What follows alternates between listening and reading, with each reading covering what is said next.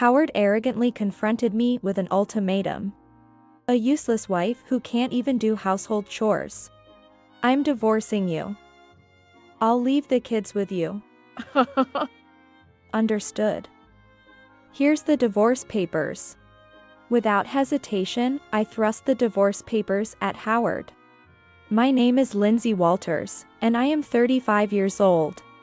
I have a family of 4, including an 8-year-old daughter and a 5-year-old son.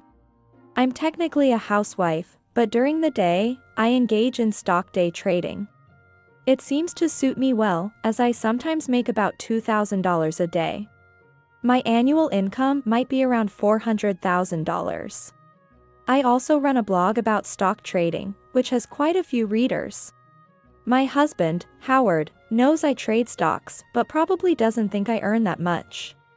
He likely assumes I'm just breaking even or at a loss. I met Howard through my university friend, Courtney. When we first met, I thought Howard was interested in Courtney. So we remained good friends during our university days. Years after entering the workforce, Howard confessed to me, saying, "Actually, I had a crush on you from the start." After that, he persistently asked me out. And I eventually gave in to his persistence and started dating him. At that time, I wasn't seeing anyone else, and Courtney said, "You two make a great couple. Go for it," so I started a serious relationship with him. We got married soon after starting our relationship. I got pregnant unexpectedly. It led to a hurried wedding. Before I knew it, I was 35. Caught up in parenting without having experienced a sweet honeymoon period. When we were dating, Howard was kind to me and treated me well. On events like Christmas, Valentine's Day, and my birthday.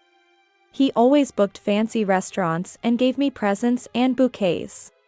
Howard works for a major logistics company and claims to be a competent employee on a fast track to promotion. Lately, he seems to be struggling at work, returning home in a bad mood and raising his voice, scaring the children. After venting, Howard would calm down. "Sorry. It's not your fault, Lindsay. I love you." Then, he would hug me. I must have had my shortcomings too. I'm sorry too. I try to encourage Howard, but sometimes it backfires and I step on a landmine. Don't worry about it. Everyone has off days, and it's better not to stress too much. What's with that tone? It's easy for you to say, treating it like it's someone else's problem. I intended to encourage him, but it often sounded sarcastic to Howard. This kind of thing is truly exhausting and draining. When I talk to Howard, I have to carefully choose my words, watching his mood. Naturally, our conversations decreased.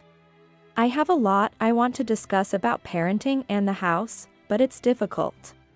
A gap formed between me and Howard, making the atmosphere in the house distant.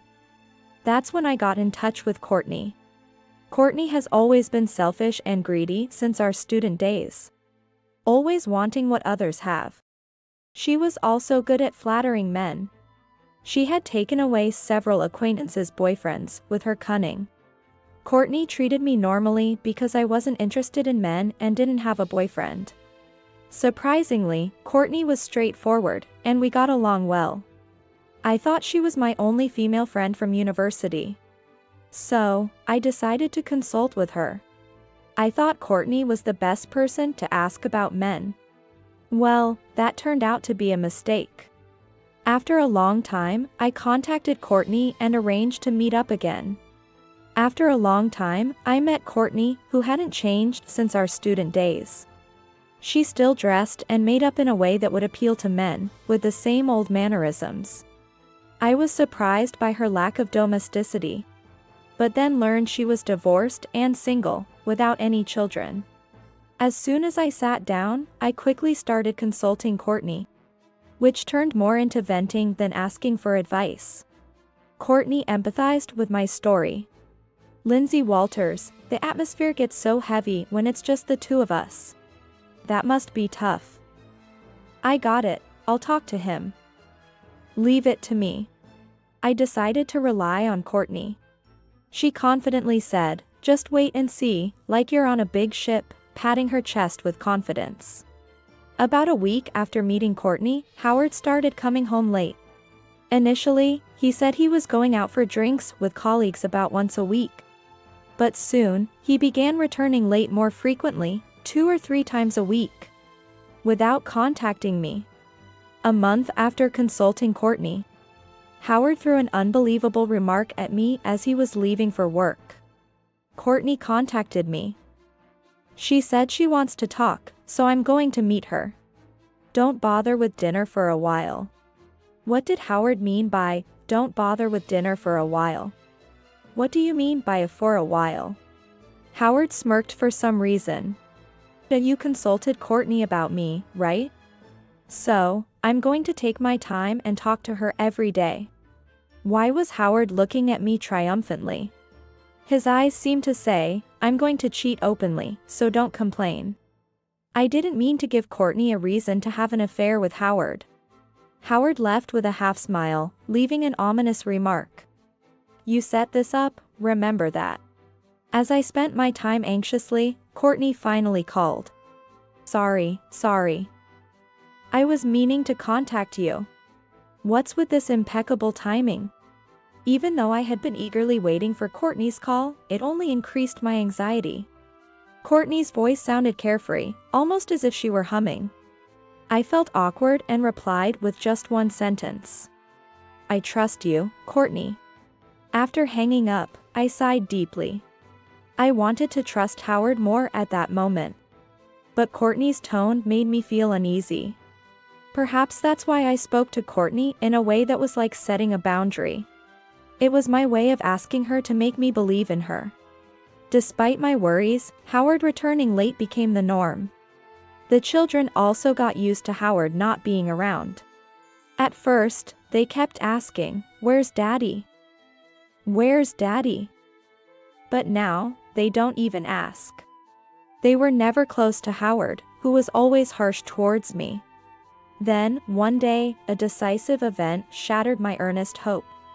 It happened when I was about to send Howard's shirt to the cleaners and checked the breast pocket for anything inside. There was a lipstick mark on the inside of the shirt's breast pocket. Why would there be a lipstick mark there?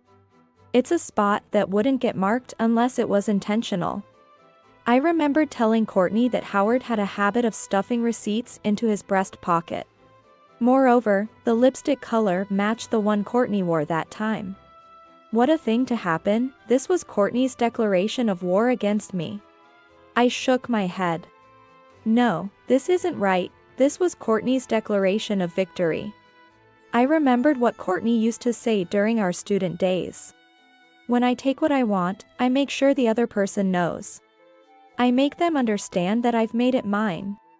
Courtney had said this when she took a man from another woman we knew. At that time, Courtney had a proud and ecstatic expression. Each time, I warned Courtney, "Someday, this will come back to haunt you." A chill ran down my spine. Courtney, who had a history of stealing other people's boyfriends, was notorious for her bad choice in men. I had warned her numerous times as a close friend. However, I never imagined I would become the target of her conquests.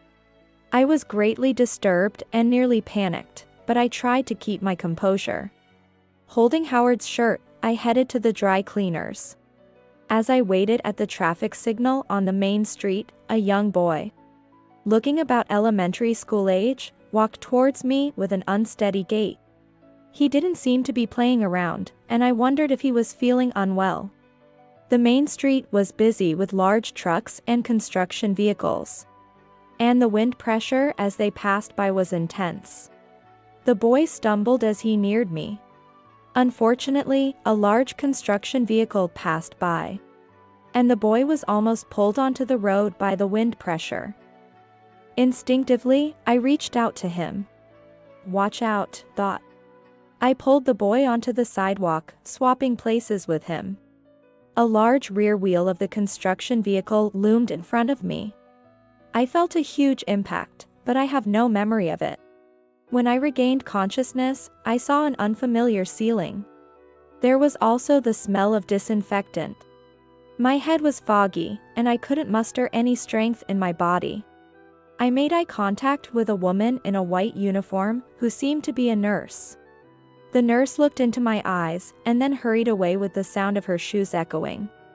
Shortly after, a man in a white coat with a stethoscope approached me. He appeared to be a doctor.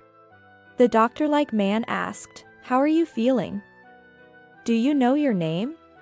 He seemed concerned about my memory, but I assured him, "I know who I am, and I remember things from the past." The doctor smiled reassuringly, nodded, and left. I felt my consciousness fading and closed my eyes.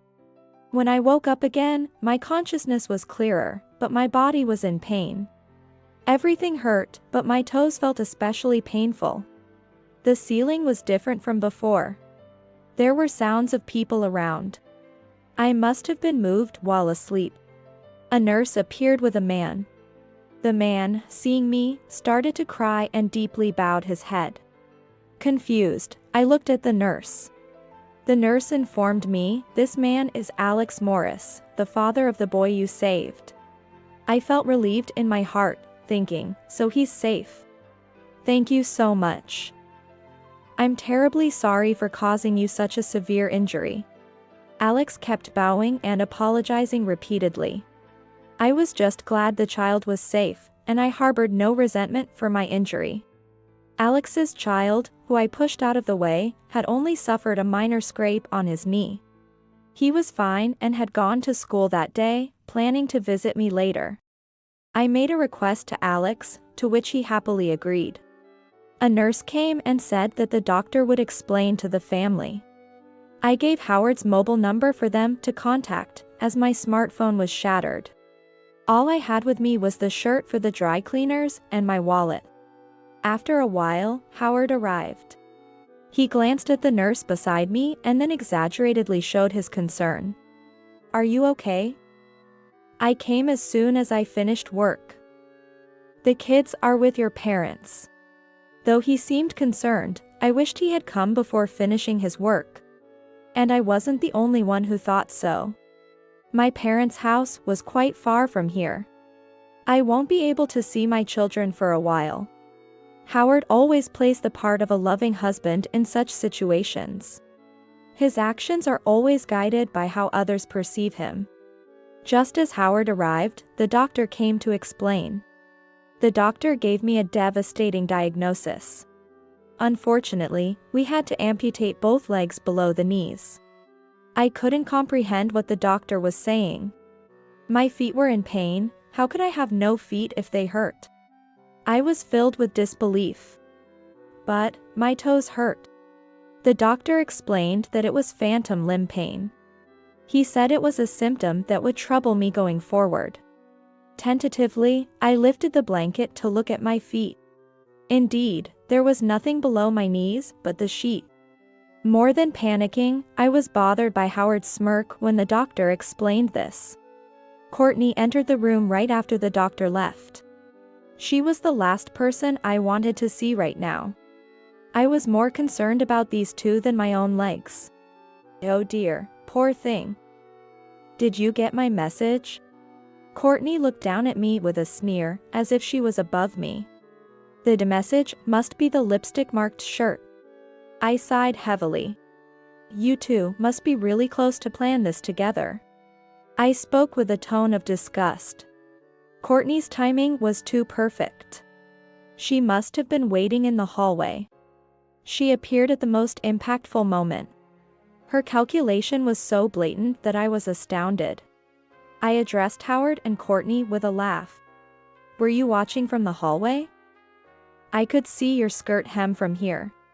Courtney glared at me furiously, her lips pressed so tightly they turned white. "Shut up." Howard arrogantly gave me an ultimatum.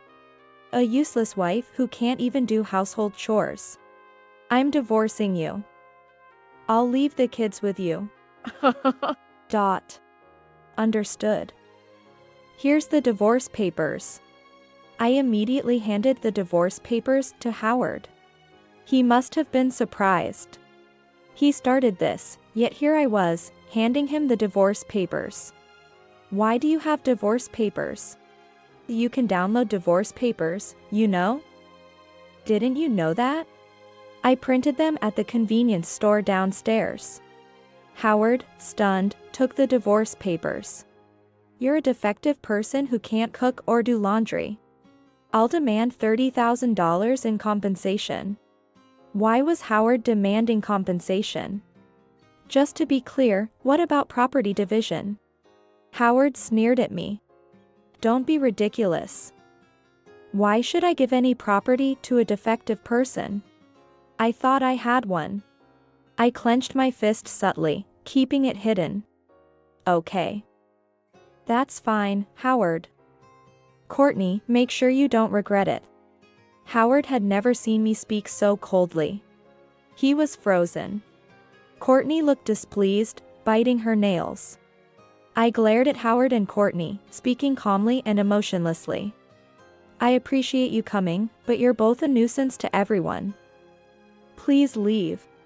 Howard, restraining Courtney, who seemed about to retort, left the room. I clutched Howard's shirt. This was the beginning of my revenge. That evening, Alex and his elementary school-aged son came to visit me. I'm relieved your son is safe. I had to soothe Alex, who kept apologizing profusely. Then, his son solemnly apologized too. Don't worry, it's okay. I responded with a smile. Thank you for the PC and mobile Wi-Fi. And for the printing too. I could print the divorce papers thanks to Alex. Alex works for a well-established import company, and his father is the president. It's a family business, so Alex is likely to become the president soon.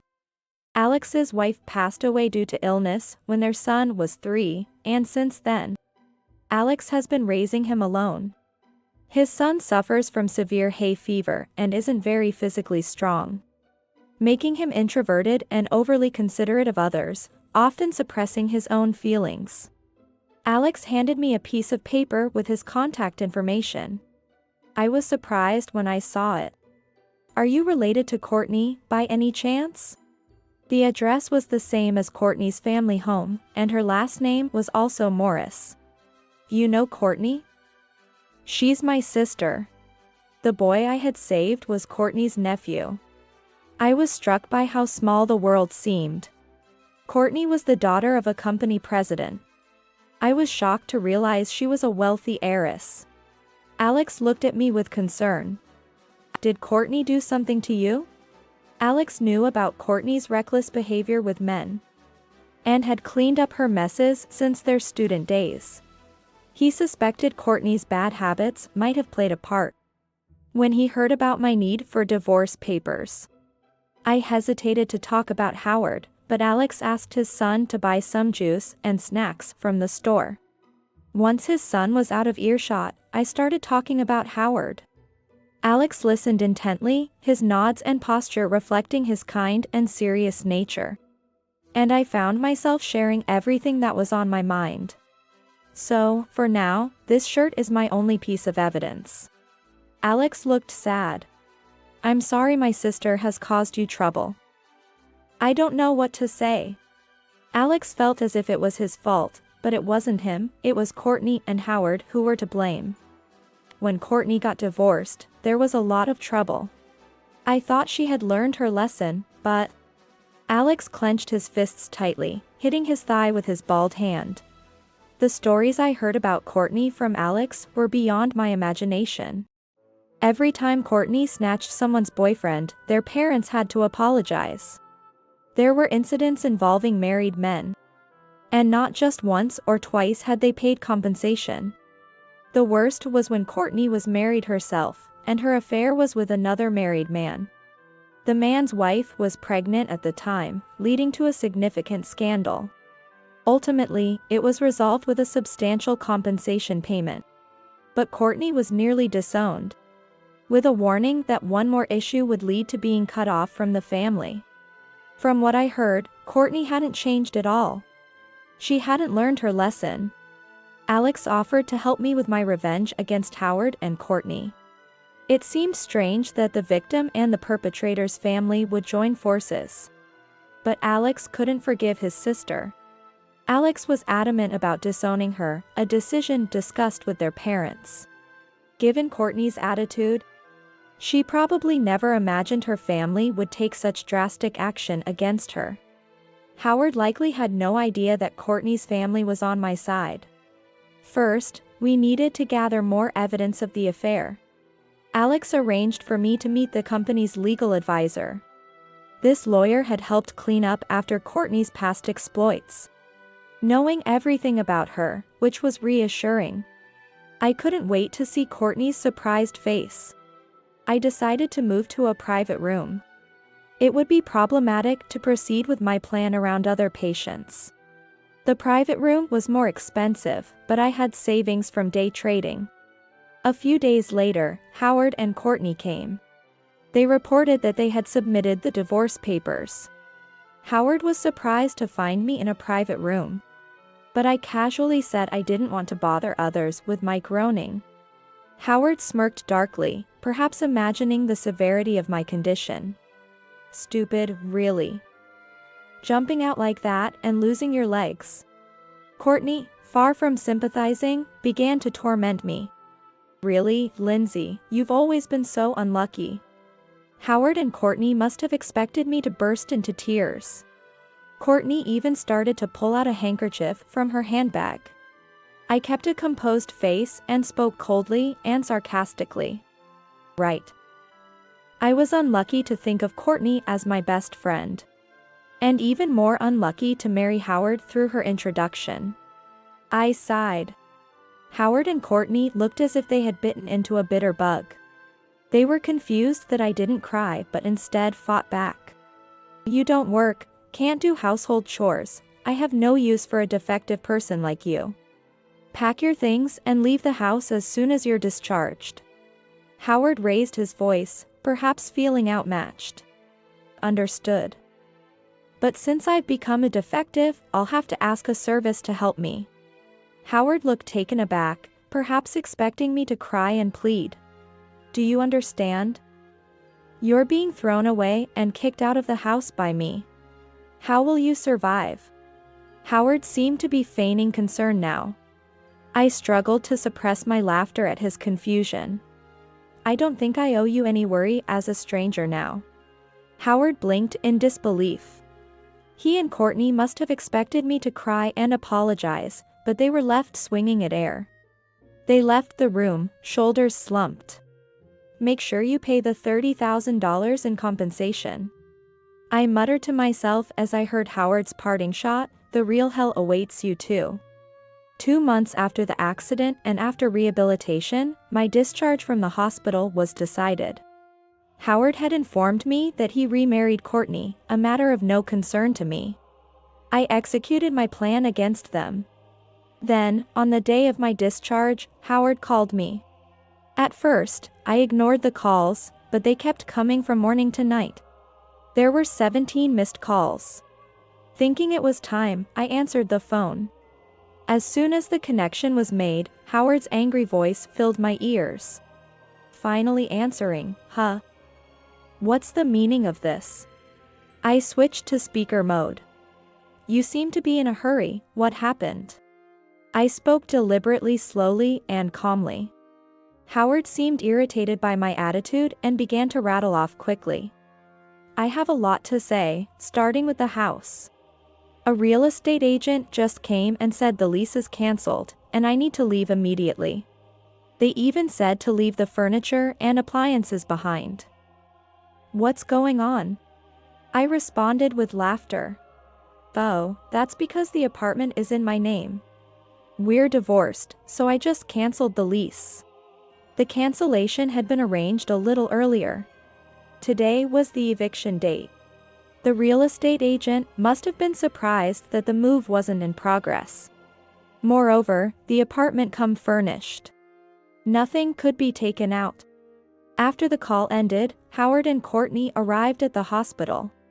They both rushed into the room, out of breath from the hurry. Howard immediately confronted me. "Don't make me laugh. In your name? How could you, who don't work, sign a lease?" Howard couldn't believe my words, thinking of me only as a housewife. "Sorry, I didn't mention it, but my annual income is $400,000. I mentioned the name of a blog that Howard loved. He was stunned and speechless. "When I was doing stock trading, you used to say, 'You're doing it wrong. You should do it this way, right?' All that was just regurgitated from my blog." I had to struggle to keep from laughing. Howard remained silent as usual. "If you think it's a lie, just open the blog and check my profile picture." I handed Howard the PC displaying the blog. "Wow." Howard's scream echoed in the hospital room. Courtney slumped to the floor. I had earlier changed the blog's profile picture to the lipstick-stained shirt. This must have shattered Howard's little pride. After all, I was the stock trading blogger he respected. Moreover, Howard had lost his home and a significant amount of money. Without property division, my savings remain mine. Then, Howard, as if turning over a new leaf, began to apologize and grovel. Courtney remained dazed, looking like an empty shell. "I'm sorry. I apologize for everything I've done. Please forgive me." Howard was on his knees, continuously apologizing. Of course, I wasn't about to change my attitude just because of that. I had planned for this day. I had already decided on a place to live, which was being remodeled for accessibility. The lawyer had gathered evidence of the affair. Courtney probably didn't intend to hide it. SNS interactions, GPS movement history, all were easily obtained. Of course, the lipstick-stained shirt was also solid evidence. With this evidence, I filed for compensation against both of them. To ensure Alex's family wouldn't be troubled. They were preparing a disinheritance document as a notarized deed. This meant Courtney couldn't rely on her family home for compensation payments. She had to pay it herself. Then, my children arrived. They had been looked after at my parents' house. But they brought them to coincide with my discharge. My children hugged me. They didn't seem to recognize the man as Howard. Howard looked at the children, smiling tearfully. The children looked at Howard as if he were something filthy. I had told them about Howard via video call. Originally, the kids weren't fond of Howard, so being separated from him now was no problem. In fact, they must feel refreshed without the scary person around. When it was time to leave the hospital, I stood up from the bed. Howard and Courtney were shocked to see me standing. It was no wonder. They thought I would be wheelchair-bound for life, but here I was, standing. I was wearing prosthetic legs. I could walk without a cane thanks to the prosthetics, as I had only lost my legs below the knees. I had gone through incredibly painful rehabilitation for this. Leaving a stunned Howard and Courtney on the floor, I walked out of the room, holding hands with my children. I had heard from Alex that Howard was about to switch jobs to his company. Probably, Courtney was plotting to make Howard the next president. Alex was the interviewer for the final interview. Howard was denounced for his affair on the spot and left in disgrace. Howard's outburst when he quit his previous job had spread in the industry, making re-employment difficult. I learned this from Alex. As for Courtney, she apparently broke up with Howard right away. A broken man held no interest for her. But Courtney, cut off from family support and burdened with compensation payments, was struggling financially. She had even borrowed from disreputable sources. Recently, she suffered from debt collectors, as reported by my lawyer. I confirmed the deposit of the compensation and no longer cared about what happened to them. It was good I didn't send the shirt for cleaning. If I hadn't saved Alex's child, my legs might have been fine. But if I had sent the shirt for cleaning, I would have had no evidence against Howard and Courtney. Life is unpredictable. Losing my legs was unfortunate, but the happiness I gained from it was immense. Planning this revenge helped me avoid flashbacks of the accident and the sense of loss from losing my legs. I'm grateful to Alex. Without him, I couldn't have accomplished all this. Alex's child has become attached to me and gets along well with my children. Recently, he even said, "I want you to be my mom." Alex is kind and calming. Being with him brings peace to my heart. I look forward to seeing him and hope he feels the same,